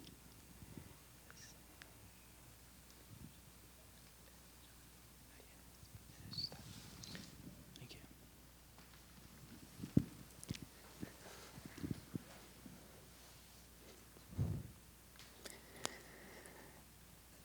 So I just completed this year-long internal family systems training, which has really informed a lot. I mean, speaking of spiritual traditions, it sort of has a path quality in itself, even though ostensibly it's just an approach to psychotherapy. So I've been sitting here with all of these parts, and part of me really just wanted to take the talking piece and then pass it along without saying anything. Another part was worried that I might really regret that if I didn't say something. I'm becoming aware of, I've been aware of this from the moment I arrived last night, that I have this kind of angry teenager part that's very prominent right now. And so I guess I feel like, I feel this kind of guilt about not feeling totally in sync with the kind of gratitude and the softer, more vulnerable things that people are expressing. And I really want to feel that, but I guess I'm afraid that if I don't speak to the anger a little bit, that that nothing else would be really authentic or genuine. And so I'm thinking a lot about Shambhala, which I associate with Wind Horse. Even I know they're two separate things. And it's not really that obvious in Northampton that Wind Horse has roots in Shambhala, because there aren't that many people who practice or who are part of Shambhala. So I got deeply involved in Shambhala for a number of years, and I think I've been pretty shaken since last year, at this time last year or so. And I guess I want, part of me wants to say I feel brokenhearted or something, and that's certainly true. But I think that's sort of a way of trying to make myself more sympathetic to people or softer. Like, really, I feel angry. I feel really angry, and it's not. I think if I could just somehow limit it to the Sakyong or something, that would make it easier. but I actually feel, I don't know why, I won't explore this whole thing, but I actually feel more anger towards Trungpa Rinpoche. And I also love him, and there are so many things, and it's just confusing, and I can't quite sort through it all. I hope it's okay to say this. I appreciate that. That really, just hearing that just calmed my nervous system down a lot. And I feel okay. And so now, after I said that and I noticed my nervous system calming down, then I do feel in touch with the gratitude, and I feel more in sync. So I really appreciate people hearing that. Has anyone else not had the talking piece? Sure.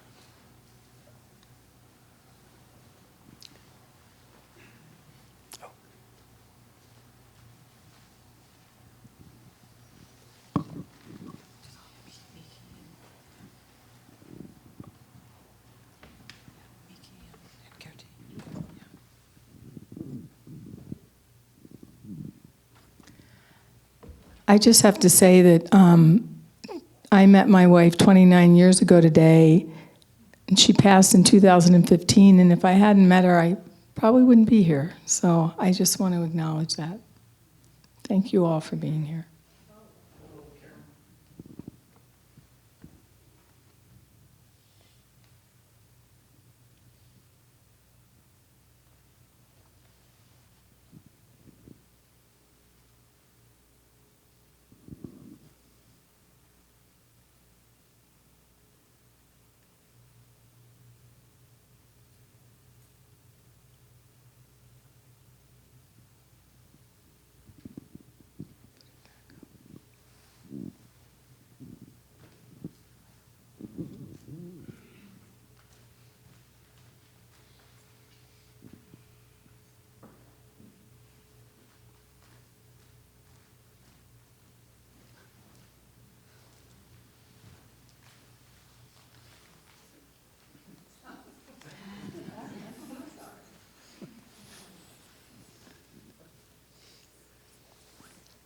So it's time to close.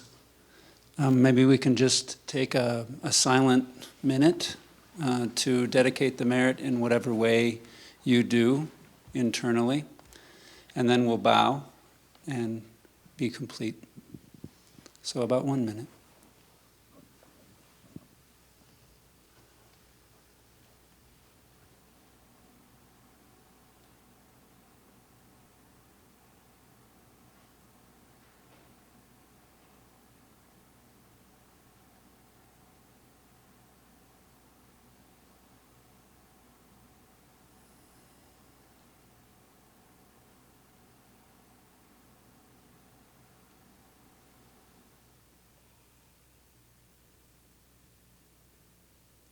Okay, we'll bow.